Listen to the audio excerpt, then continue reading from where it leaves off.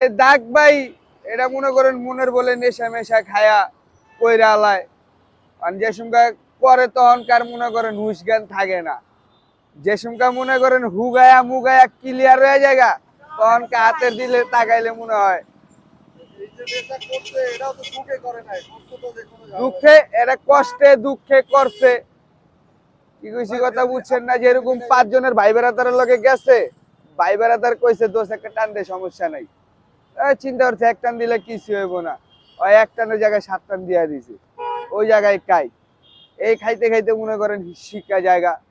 এটি কি পচায় কি এমনিতেই নাকি কোনো কিছু খাওয়ার জন্য এটা লাগে পচা?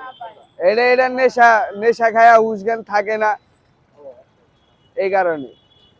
অনেকজনের নেশা খায় ওভারলোড থাকে, কেউ মনে করেন সহ্য করতে পারে না, চুরি চামারি করে আবার 2-3 জন দেখা মায়ের দিলে দেখা গেছে প্লেট প্লেট বাই করে টান টুন দিয়া দেয়।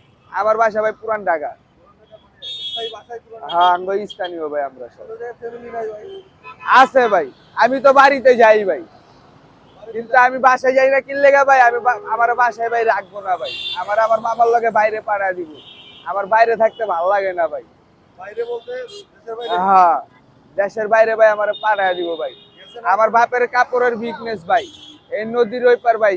একবারে মনে করেন কি আপনার কেরানীগঞ্জের ঠিকালে চরে ঠোড়া মান্ডেল পর্যন্ত নদীর ওই পার পুরাটাই ভাই আঙ্গা এলাকা ভাই। নিজের দোষে ভাই নিজের রাস্তায় থাকি ভাই, কি করবো ভাই ধরেন।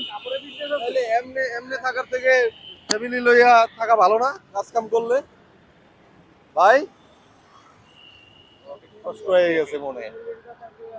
কেউ এই জায়গায় যেটায় কেউই ভালো থাকে না ভাই, মাথা চুলকায় মানে। তারপরে ইয়ে আছে কেমনে কি কেমনে ইয়ে করে এটি ফ্যামিলি। অনেক কিছু আছে আমার নানি যেসব বাপের মা লাগাও এটা লাগাও, আরে লাগাও কথা। দেখলে আমার তুলে লয়ে যাবো। আচ্ছা ও যে কইলো ও কি আইবো এই জায়গায়? আইবো না? আইবো?